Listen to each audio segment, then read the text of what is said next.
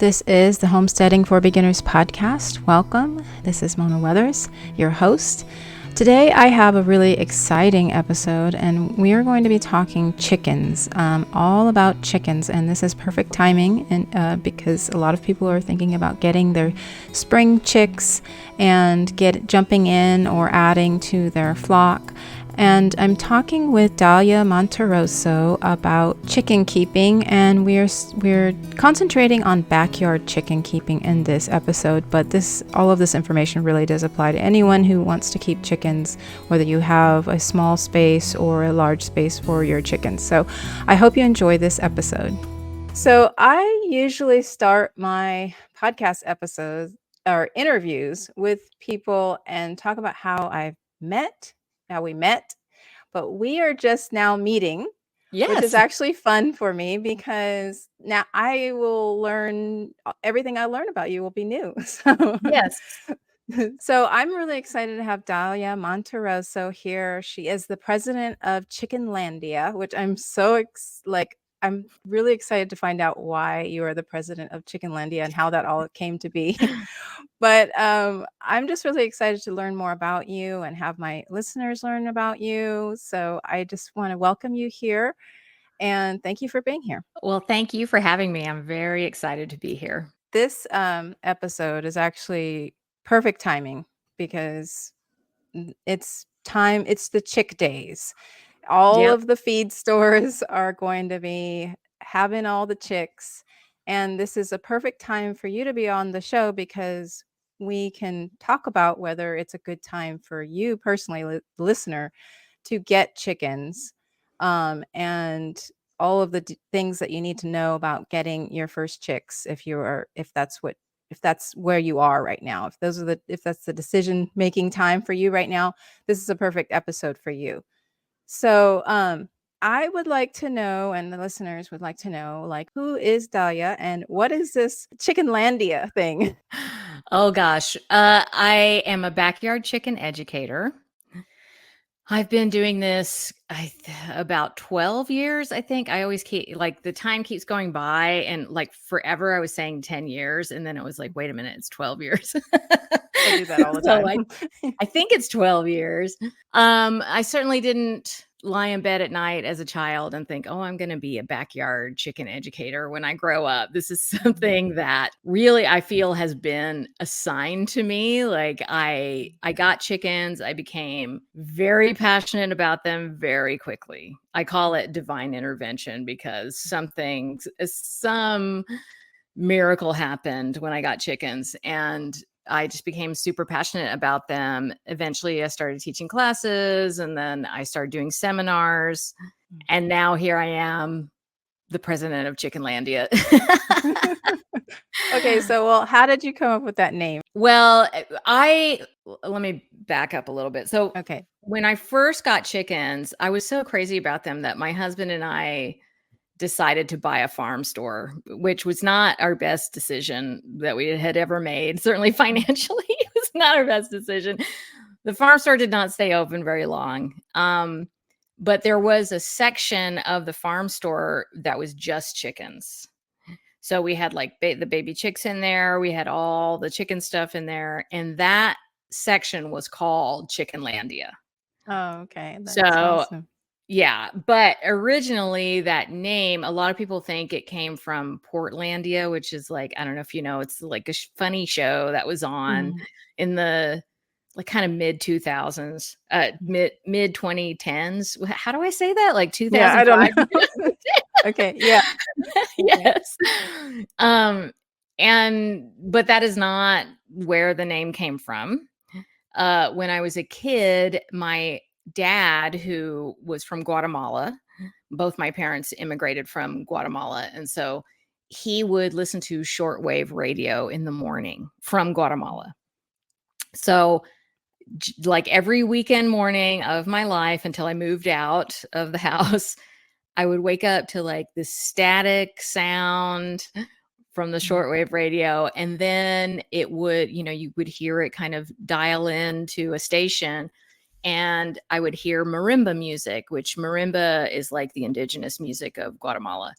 So it's like this marimba band playing, and an announcer would come on and he would say, Chickenlandia. And in Guatemala, chapin is the colloquial term for Guatemalan people. So it's kind of a nod to my heritage. And also, as a child, I grew up in a suburb of Dallas. I was like one of the only, our family was like, I think there were like 3 Hispanic families in our town. And it was a great town. Everybody was really nice. But I was like removed from that culture because we were Hispanic. And then but I was also like not connected with my Guatemalan culture very much, like because I was so far removed from that. So I always felt like I was like from nowhere. So when I think about Chickenlandia, it's called that my channel and my brand is Welcome to Chickenlandia, because it's the place where everybody belongs. So it's kind of this place that I created when I found out, okay, this is where I belong. This is who I am. So there's that. I love that. That I was not expecting that answer to go so deep. That's just, I can go deep. I can go deep. Yeah. That's amazing. So when did you get your first chickens, and how did the chickens get into your life? Oh goodness. We were not living up here for very long. We're in the Pacific Northwest, up in Bellingham, Washington. I met my husband in Los Angeles. We were both working in the entertainment industry, and then we decided to like get married and have a family, and we're like, we're going to go somewhere else to do that. We're not going to do that in Los Angeles. But when that happened, I let go a lot of the dreams that I had. When I came to LA, I was like, I'm going to be a writer. I'm going to be the next great American filmmaker. I'm going to do all this stuff. Of course, that did not happen. So we were up here for a few years. I had a new baby. He was, I think, about 18 months old. And I was really struggling. I had postpartum depression, and it was pretty severe. And I also was mourning the loss of my dreams and just feeling like I had no identity. I was like, who am I? And I loved my family. I loved being a wife. I loved my child. Obviously, I was happy to be a mother, but there was a lot going on. Obviously I had a lot going on. So naturally I said, I'm going to get some chickens. That was, that was the next step. Right. I don't know why. I really don't know why. I lived in a subdivision. It wasn't like, it was a very suburban area. But I just was like, I'm getting chickens. And I kind of had like this tunnel vision where it was just like, I was doing all this research and I was really into it. And I went to the store, got these little baby chicks, came home, and I've told this story a million times. So if you're listening to this and you've heard it a million times, I'm sorry. But I was taking these baby chicks out of this bag because they came in a sack. They came in like a paper bag, the baby chicks. Oh, wow. I haven't seen that. Usually the box. I haven't seen it since. Okay. But anyway, I'm taking them out of this bag one by one. And that's like I think it was the second time I had ever even held a baby chick. I was very disconnected from anything like that. But I'm taking them out and putting them in the brooder. And how I describe it is my heart opened in that moment and a new dream came in. And I really feel like that's when I began to heal. I'm not saying that chickens will heal postpartum depression, but I got a new purpose, and that was very healing for me. And then not to mention, like, I was outside a lot, I had something to focus on. I had a break from the monotony of the day. And that was very helpful to me in my life and in my healing journey. So yeah, that's how it began. And then like 6 months later, the community college messaged me and they were like, hey, can you teach a class? And I was like, in my head thinking, well, I've only had chickens for 6 months. But That's I funny. did it. I taught that class, and then I mean, I was very dedicated to getting correct information and Mhm. doing all the research that I needed to do. And then after that, I I started doing some seminars, and then I did a TEDx talk at Western Washington Mhm. University, and that's what really kind of propelled me forward in terms of, like, doing kind of a national thing, and Right. now it's, like, international, but at the time, it was like I really expanded at that point. Yeah. Um, And who would have thought that chickens would be the road to that path, right? I Like know, I it is very strange, and but I've always wanted to help people. I've had big dreams my whole life, Mhm. and I've wanted to reach people. I've wanted to promote just, peace and love and all that stuff, Mhm. and now I just do it through chickens, you know? Mhm. That's And it seems awesome. like the most natural thing in the world, even though it's like, I didn't expect this to be the, route I would take.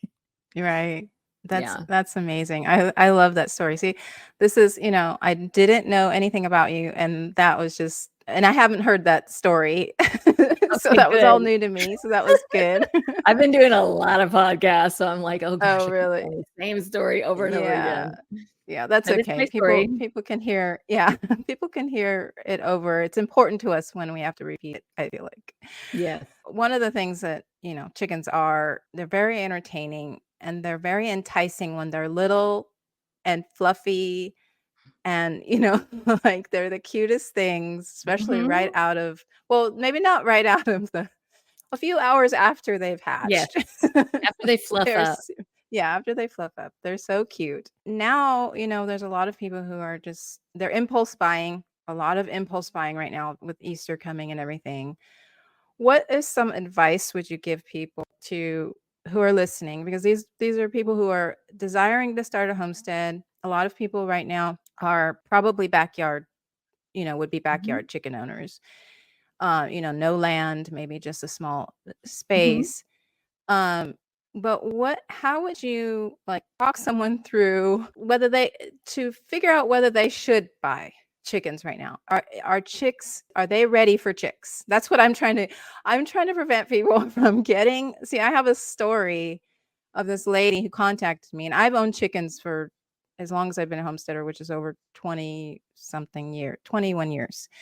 And so sometimes people will contact me and ask me, "Do you want this? Do you want this rooster? Do you want" But Yes. this one lady told me that her daughter went into Tractor Supply or some feed store, got some chicks, and she was contacting me because she was trying to figure out what to do with these chicks that they just, you know, bought without even thinking about. And Yeah. unfortunately, they didn't have any warmth for them. The chicks actually, I think, after talking to her, ended up dying from not being warm enough. Yeah. So, I'm just trying to prevent those types of things for people. So, if you have any advice for people who are thinking about getting into chickens? Well, I think, first and foremost, obviously do some research, find out the things that you need to have those things in place before you get home with baby chicks, because once you have like these living breathing little things on your person, it becomes like, oh my gosh, I've got to take care of these things very quickly. Like normally Mhm. they would have a mother hen to be underneath her and get that warmth, but they can't survive very long unless they have that warmth. And they also need to eat and drink right away. Like when they Mhm. get home, they need to eat and drink right away. You need to watch them and make sure that they're eating and drinking, because it's likely that they've gone through the mail. Like if you're getting Mhm. a chick from the farm store, that they have been shipped from somewhere. Mhm. So they've already been through a pretty stressful experience. And baby chicks, when they hatch from the egg, they've got about 48 hours before they need to eat and drink. Because if you think Mm. about it, you've got, a mother hen, she's got a clutch of eggs. Once those eggs start hatching, it's going to be a couple days that she's sitting on the nest while all of the chicks hatch. It's kind of like kids, like babies, like human babies. It's not like 9 months to the T and the baby comes out. Mm-hmm. Some kids Right. are early, some kids are late. Mm-hmm. It really, there's some variation there. So because of that, the baby chicks, when they hatch, they have some time where they're just absorbing the nutrients from the yolk, basically from inside the egg. They're still absorbing that, so they don't need to get to food and water right away.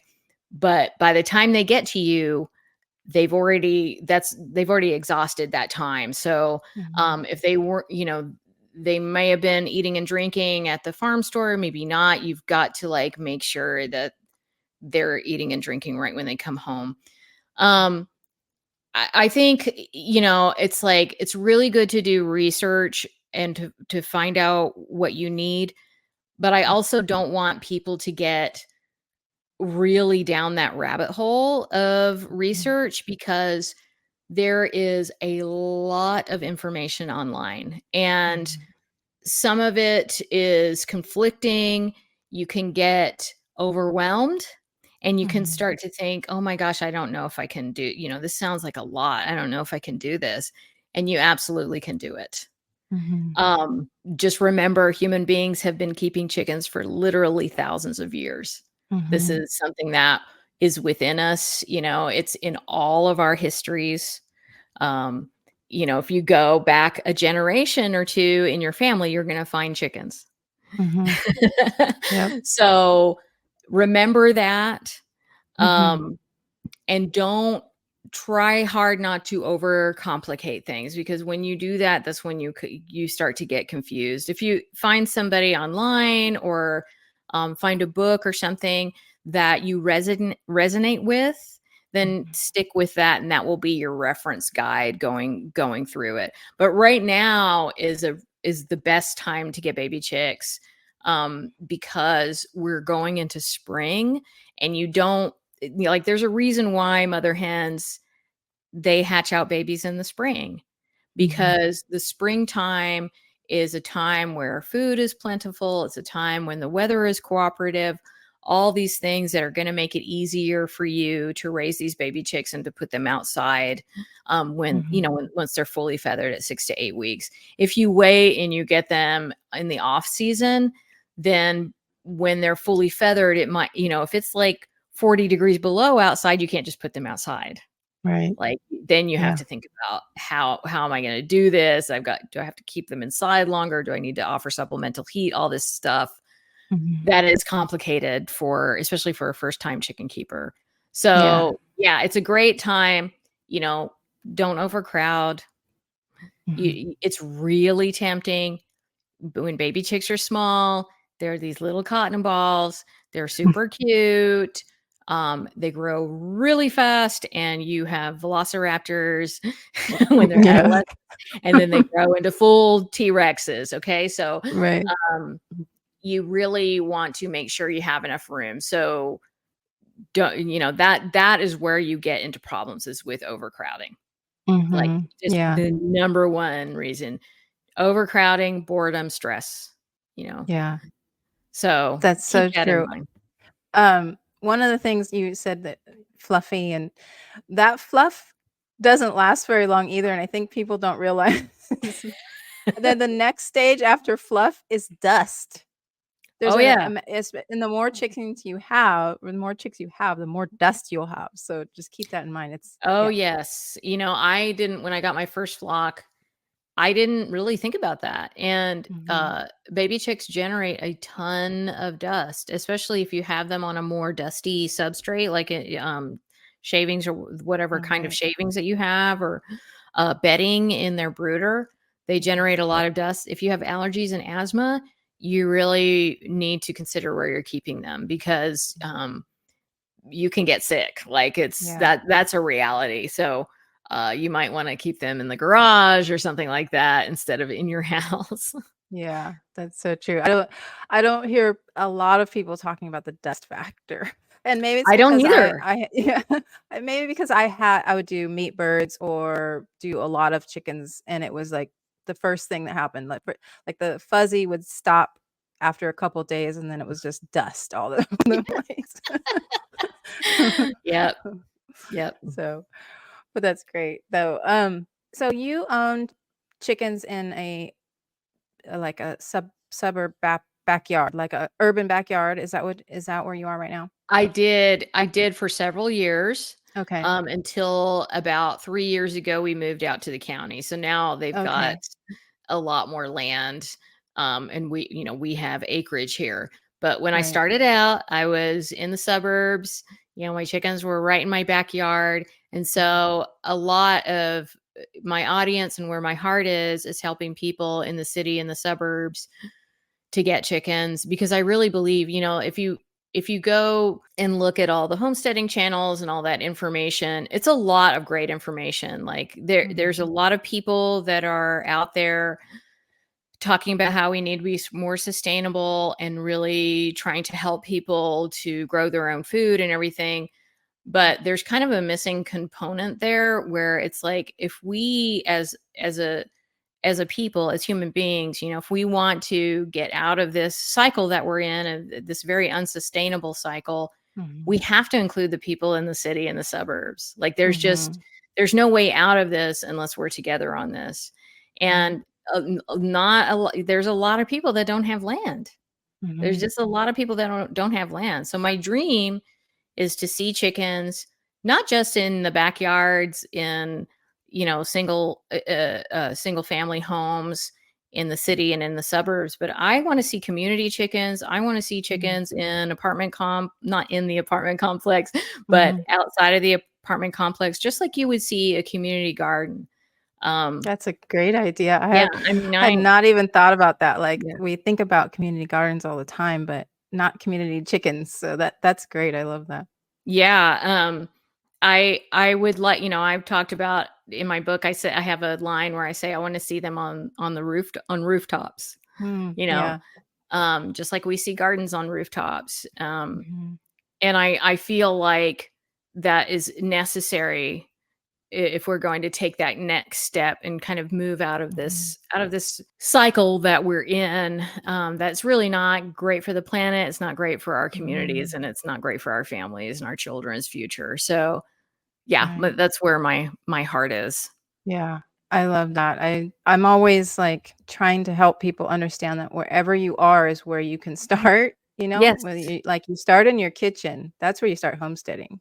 You Yeah. start in your kitchen and then you move out based on how big you want it to go is when the land comes in. Like if you but you can do so many homesteading things, in an apartment, in on a Mhm. balcony, and so that's yeah. I just love it when I hear other people talking about it like that Yeah. because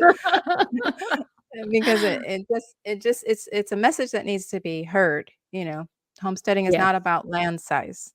That's not what Yes. it is. That's not what modern homesteading is. That's not what most of us are talking about right now. So, in an urban setting, there are some limitations, or like backyard chickens. So, what would you help people understand what the limitations are in those such types of situations? Like, did you encounter any pushback from your neighbors or anything like that? There was one neighbor that said, "Oh, I thought you weren't allowed to do that." And I said, "Oh, I am." And then I handed him a carton of eggs, and I never heard Yeah. anything again. That is what everybody has told me. Like, if you want to get people on your side, give them some eggs. Yes. I really tell people, if you can, talk to your neighbors first. But before you do that, find out what the laws are. Mhm. You really need to know that, because sometimes, even if you're in the county, if you're in an HOA, there could be rules against you having chickens, or like limits on how many chickens that you can have, where the coop needs to go, stuff like that. Mm, Um, so first of all, find out what is what's lawful in your area, and then if you have a relationship with your neighbors, you should probably go and talk to them and say, "Hey, this is what I'm planning." mhm, And of course, eggs go a long way. Tell them, mhm, I'm gonna give you some eggs. You can have some fresh eggs, and if they are cranky about it, then you know what your rights are. You mhm, know what the laws are, and so you have that on your side. I would definitely recommend doing that before you get them, just as a preparation. We talked earlier about space, and that's going to be your main concern. So you really, so in the coop, you want 2 to 4 square feet per standard size chicken. Now, when I say 2 square feet, if you're going to go that small, you really need to have other areas within your chicken yard where your chickens can get out of the elements. Because if that's all, if like, let's say it snows or it's really, the sun is beating down or whatever, and the only place they have to get out of the elements is the coop, that's not enough room. Yeah. So you're going to want to do, you're going to want to have more space for them if there's less shaded areas, if there's less covered areas for them to be in outside of their coop. Okay. Within the run, you want at least 10 square feet of space per standard size chicken. And even with that, you will need to provide some enrichment for them within the run, because you don't, I always say this, like, bored chickens, they're the ones that get into trouble. And then they become stressed. They might develop compulsive habits like feather eating or bullying or stuff like that. That's hard to, it's hard to get control over that once it starts. Right. So it's not, and I'm not saying you can't do it, but it's harder, and you just don't want those problems, especially if you're just getting started. So, a dust bathing area that is out of the elements is great to have. They can have it all year round. Extra perches, you can get a cabbage and tie it up and they'll peck at it. You can make flock blocks for them. There's a big company that makes a flock block for chickens, and that's really good to keep them occupied, but you can make one at home with good ingredients. Stuff like that. You want them to be entertained and occupied so that they don't get bored and kind of turn on each other, which can happen. And the other thing is, when you have your chickens on pasture, that is they get so much benefit from that. We know that is the best case scenario for a chicken to be living in a flock and walking around on pasture in this beautiful hillside. That's that's the best case scenario. It's okay if your chickens aren't living in that best case scenario. I'd love to be in Hawaii right now. I'm not. Okay? Yeah. That's okay. Yeah. That's a good way to put it. Yeah.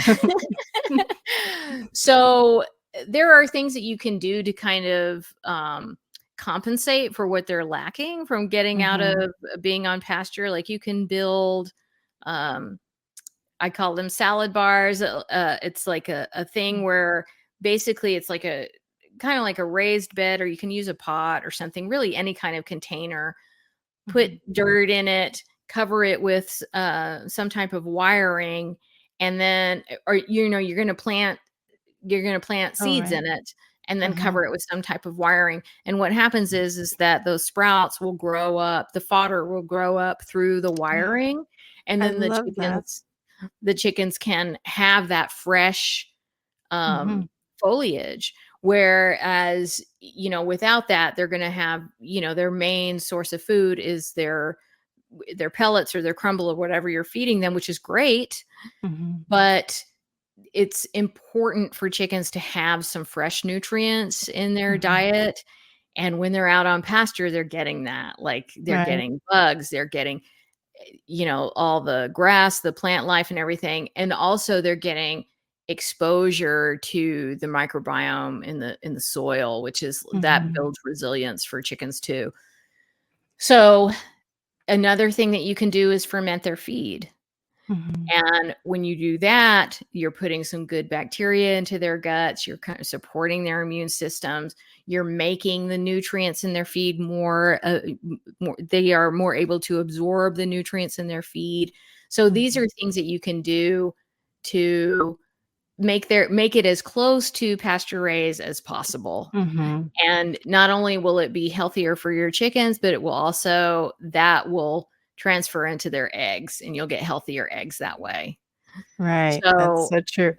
I love that. I don't want to forget because you said that fodder system. I had yeah, never thought about doing it where it was actually growing inside of the coop. And then the wire that you described, having it over there so that it can grow before, you can't just peck it out before it's ready. yes. But I love that idea. I've never thought of that. That's great. Yeah, and even if you can't do that, you can sprout grains and seeds inside in Mhm. a jar Yeah. and Mhm. give those to them, and they will love that. Like, that's so good for them, and you can eat it too, you know? Yeah. Yeah.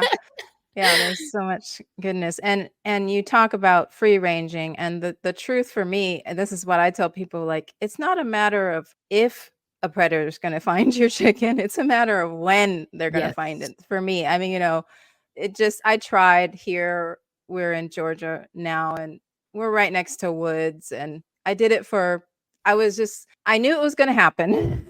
Yeah. And I should have just said, you know what, they can't be free range chickens. But I was trying, and then fox or hawk, I'm not Yeah. sure, ended up finding a couple, and then it was locked down from there. I was like, they're not going out.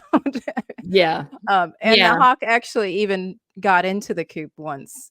So predators can be determined, pretty Oh, determinedly. yeah, and, in the city and the suburbs, out in the county, it's really tough with, like, fox and coyote Mhm. and all kinds of critters.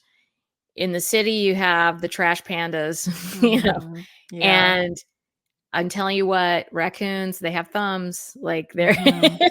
Yeah, they are smart, they are. Yeah. and they're strong, Mhm. and what I tell people, if a 2-year-old can get into your coop, a raccoon can. They can figure out Mm. how to get into your coop, Mhm. and they can take all night doing it, they're that's what Yeah. they do. So, don't don't think that, "Oh, I'm in the city, I don't have to deal with predators." You're not Mhm. seeing them because there's no they're hiding from you, Mhm. but they come out at night, believe me, they Yeah. do. Yeah. So, It's yeah, so true. that is Yeah. definitely something to Trash consider. pandas. They can pull they can put their arm through and pull a chicken out. Just so you know, like, Yes. that's happened to me too. Oh, yeah, So, and it's just yeah. like, oh, it's like the Yeah. last thing you wanna see when you go out there in the Exactly. morning. Yeah. Especially you put so much time and energy into these birds. You get to the point, they're chicks all the way to like 6 months old, they start laying eggs, and then something happens just because you didn't take just a little bit extra precaution for and you may not know how crafty they are until they actually Yeah, I mean, do it it. happens to the best of us. Yeah. It's happened Yeah. to me. It's happened to Yeah. me, and I'm over here teaching classes, you know? Yeah. It has happened to me. So, um, predator proofing is kind of this thing that never really ends. You're just there. Yeah. It's like a Tom and Jerry, cat and mouse game, you Yeah. know? Um, It's so true. so I will say a good dog is worth its weight in Mm. gold. Oh, yeah. Yeah, I have I definitely. have I have naughty dogs. Yeah. My dogs are not good chicken dogs. They're little, Oh, like, they're in danger outside and okay, I'd have yeah, to I get a see what dog to protect them. yeah. Yeah. So I won't go into the more predators, but I will say that predators can be super tiny, like weasels, and Yep, they can be really big, like bears. I've had, yep. Predators, a little if you have a little yeah. tiny hole the size of a quarter, you think, Uh-huh. "Oh, nothing can get in that." Yeah. Oh, yeah. Yeah, they can. Yeah. Okay, so we didn't bring up roosters. What are your thoughts on roosters and whether someone should have one? They are helpful with that protection part, Mm. but they have other things that don't make them as fun to have sometimes. Yeah, I mean, I love roosters, and Mhm. as somebody that has spent a lot of time in Central America and in Mexico, um, down there, it's like you hear roosters everywhere. Like Mhm. no one's complaining. Like, True. that is just Yeah. part of the ambiance, and Mhm. I find it interesting that people, like in, let's say Brooklyn. In Brooklyn, you can have chickens. You can have Mm. chickens in Brooklyn, but you can't have roosters.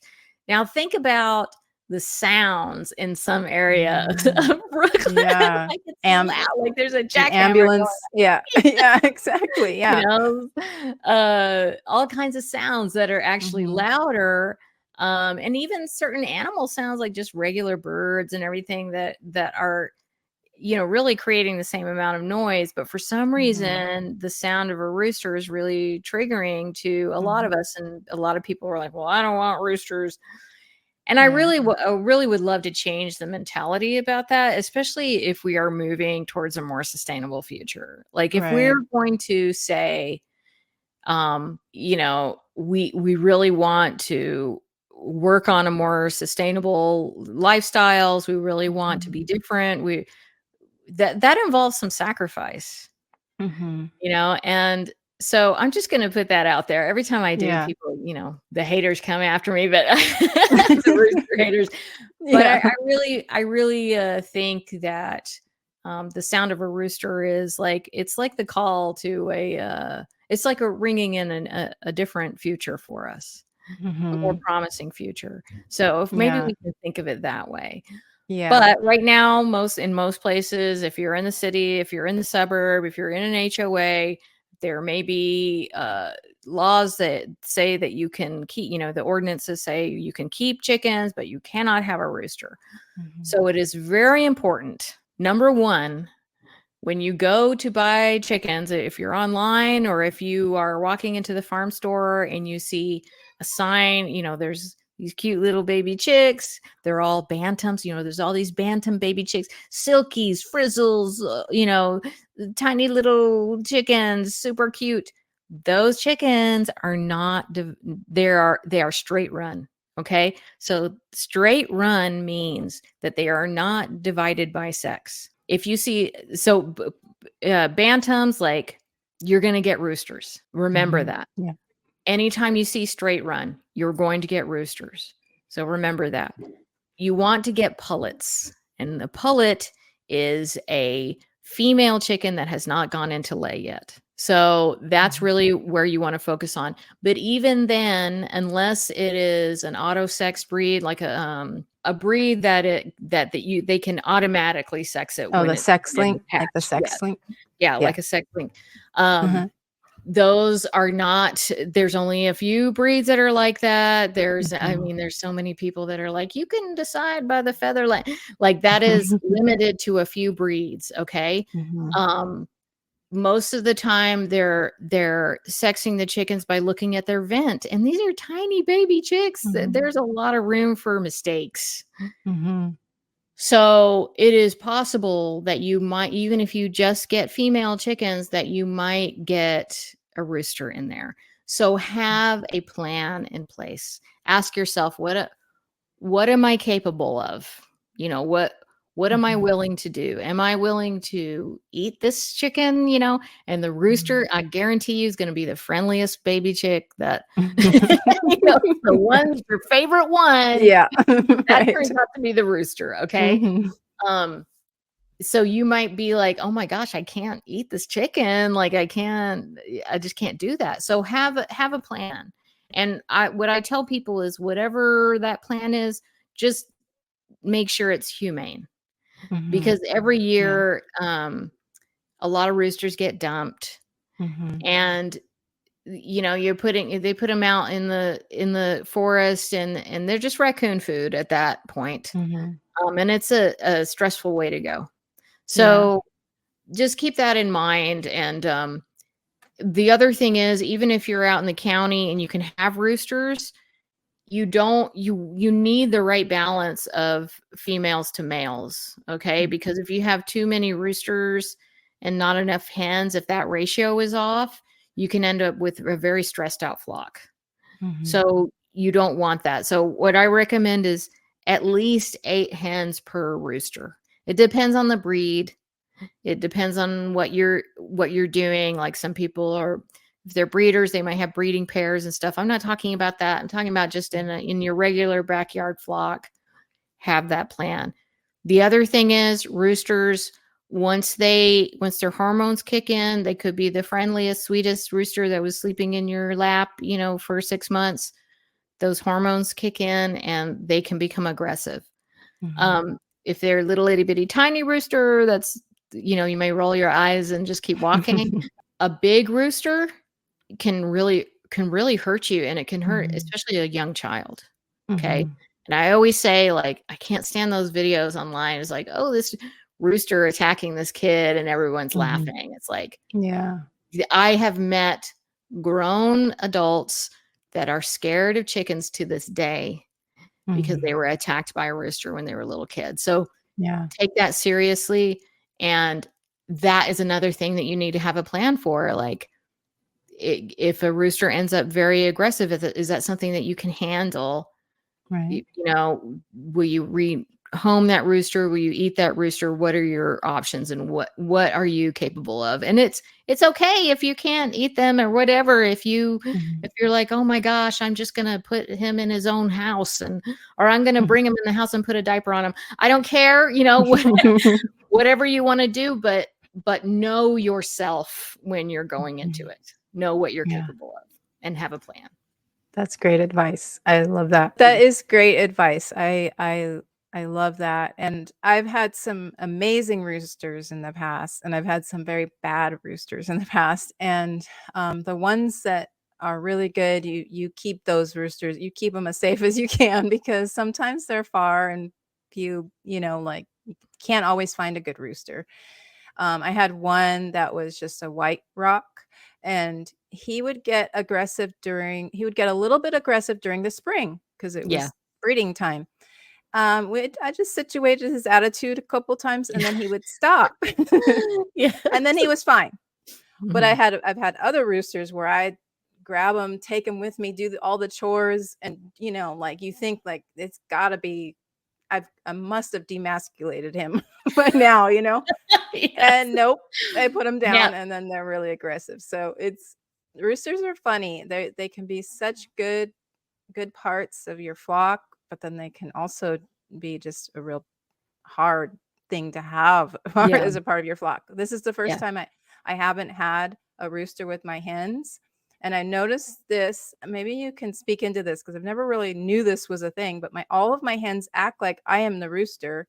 They'll squat, um, just in submission. And, I never had that before because I always had a rooster. So now the Mm. hens are all just like they'll do whatever I want them to, and the flock is actually very good, like, the dynamics are good. Even within hens and roosters, like, you can have really, like, mean hens, and probably because of what you're saying, they're bored or there isn't enough space or whatever is what causes that. But but right now, like, I'm just really happy with my flock because they're all really like, they get along. That's good. That's Yeah. good. Yeah, I mean, it's important to remember, like, sometimes flock dynamics are really hard to watch. Like, as human Mhm. beings, we see things and we feel like, oh, that's not fair. Like, I hate that. I hate that this one chicken Mhm. is always alone. I hate that this other chicken's always, bullying the other chickens around the feed bowl and kind of scolding them. I hate that the younger ones are having such a hard time integrating into the new flock. Like, these Mhm. are all things that are tough for us to watch, especially for, if it's a sensitive person. It's hard to watch that kind of stuff. Mhm. But to remember that these are flock dynamics. It's a very strong instinct within Mhm. chickens. They're always thinking of themselves in terms of the flock and not necessarily as individuals. That's just their Mhm. instinct. Yeah. So I try to remind myself, okay, well, these are chickens. Like, someone's always going to be on the top, someone's always going to be on the bottom. That's just how it is. And Mhm. it looks unfair to me because I'm a human and humans always want fairness, you Mhm. know. Um, but chickens, they will just think, how will we survive as a group? How best can we situate ourselves so we survive as a group? And the one Mhm. at the bottom is going to be like, you're not, you're the most vulnerable one. So we're kind Yeah. of keeping you at the bottom, you know. Yeah. So That's that's interesting. tough, but it's interesting to watch. And I always, when I look out at the flock, it's kind of like I'm looking at like a mini society. And Mhm. so I'll always kind of reflect that back well, what does this mean for humanity, and how can I use this to learn more about myself and about my fellow humans? So I told you I could get deep. I can get real Yeah, deep. no, I love it. I love it. I love getting deep. I love getting into the topics that make you think, Yeah. just don't, not just, having thoughts and not really thinking, why do I have that thought? Yes. I did something different recently. I have a Russian Orloffs, which they're amazing chickens. If you've never seen them, they have beards, but they're spotted Yes. and Very beautiful. yeah, they're really pretty. One of them got sick, and I'm pretty sure she had water belly. And in the Oh, yeah. past, which is like a bad thing, and Yeah. usually they die. Yeah. And in the past, I've separated the sick one because you want to make sure that they're separate and not getting beaten up on by the other ones or whatever. But this time I didn't. I was like, the outlook is bad. So I'm like, I can either stress her out or I can leave her. And so she was just sitting on the ground, and I made sure she had water and food put in front of her, but I let her be with her sisters. And that was my thought. Like, I let her be, and she wasn't getting picked on or anything. And I just let her be, and she got better. And I was like, I'd never done that before. And I was thinking, maybe in the past, I mean, there are reasons why you want to separate them, but isolate them, especially if you think they have something contagious. But at this time, I was like, you know what? I think she might just die. And I kept saying, she's gonna die, but she didn't, and she got better. And I was like, you know what? Maybe she just didn't need stress of being separated, and she just needed to be there. And of course, I don't know for sure if she had water belly, but it looked like it. What I always say, like in my book, I have the 6 rules for mindful chicken keeping. And the number 1 rule is follow your heart. And the reason why I have that rule is because when we have a flock, we have all these living animals. There's going to be so much variation in our experience as compared to other people. Like, there's so many variables.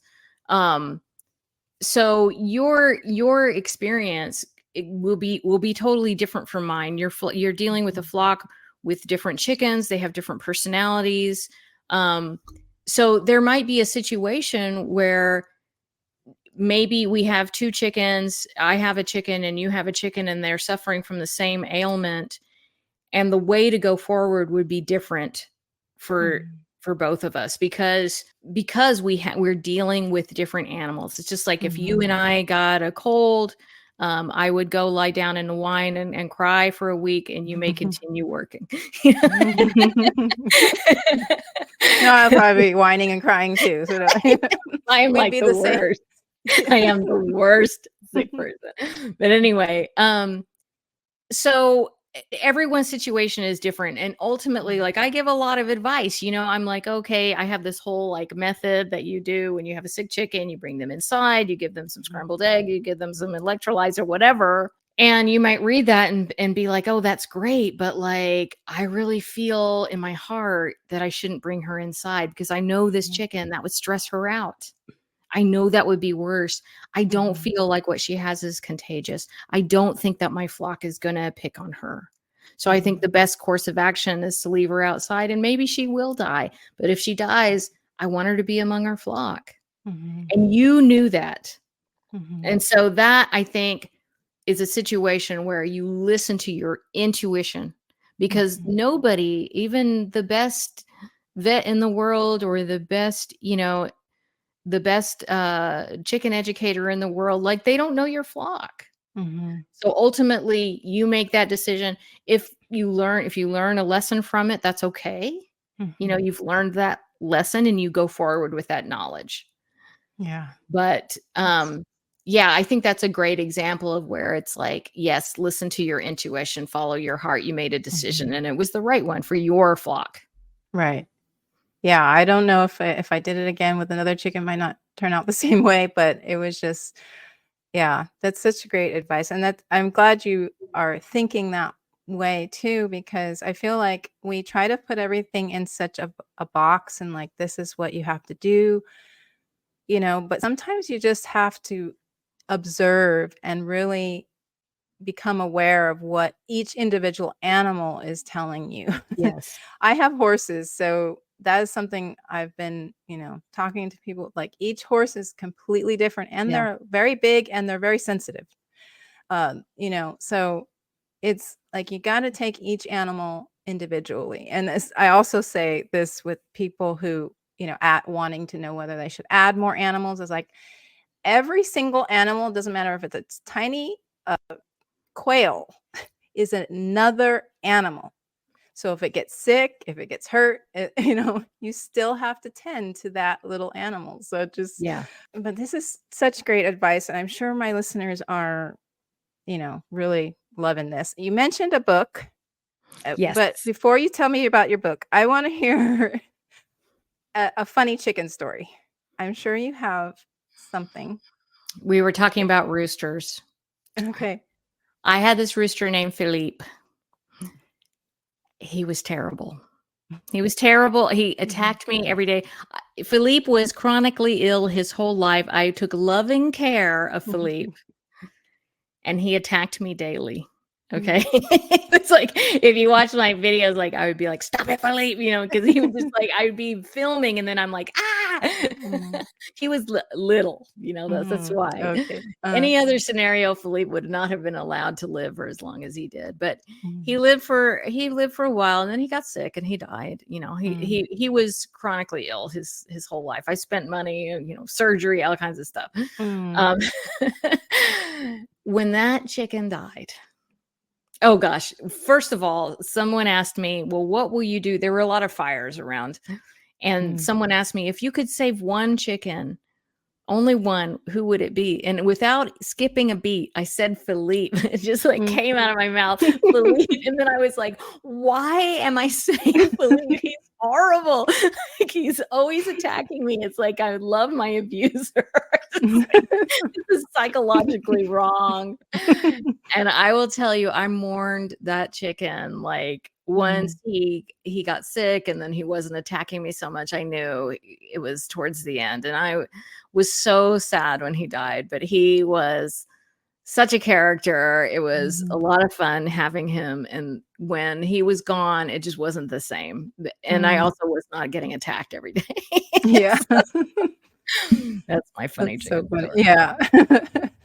Yeah, they are very entertaining, that's for sure. Like, Yes. chickens, you could just sit there and watch them and, for hours, really. Yes. Okay, so your book, and you Yes, also are a big YouTuber, and you have a podcast. Like, I I didn't know do. this. So So please tell us all of. yes. So my biggest platform is my YouTube channel. It's called Welcome to Chickenlandia. I also have a podcast called Bach Talk. That's BAWKTAWK. I have an online course. It is called Backyard Chickens 101, a chicken course for everyone. That is a very popular chicken course. And then, of course, I have my book. It is called Let's All Keep Chickens. So I love it. So all of this information, links to everything. I'm also on Instagram, Facebook, Twitter, all that stuff. All of it you can find on my website, welcome to chickenlandia.com. There's links to everything. You can purchase my book through my website. You can purchase the online course. All of it's there. Welcome to chickenlandia.com. That's awesome. Well, I want to thank you so much. This was really great. I loved chatting with you and learning about you and all the little bit of deepness that we got into. I love talking about that. And chickens, just like a lot of things on the homestead, chickens can be an amazing addition. They can provide you food and entertainment and Yes. I don't know, a lot of things, right? Yes, absolutely. I definitely recommend them. Yeah. This conversation really made me want to get more chickens, honestly. And we are thinking about adding to our flock this year. It either be chickens or quail, but I just really enjoyed this conversation, and I hope you did too. And if you have enjoyed this conversation, please leave a positive rating and review in the player that you're listening to this episode on. That would be super helpful for other people to find this podcast and learn more about homesteading. Okay, I'll talk with you again next week.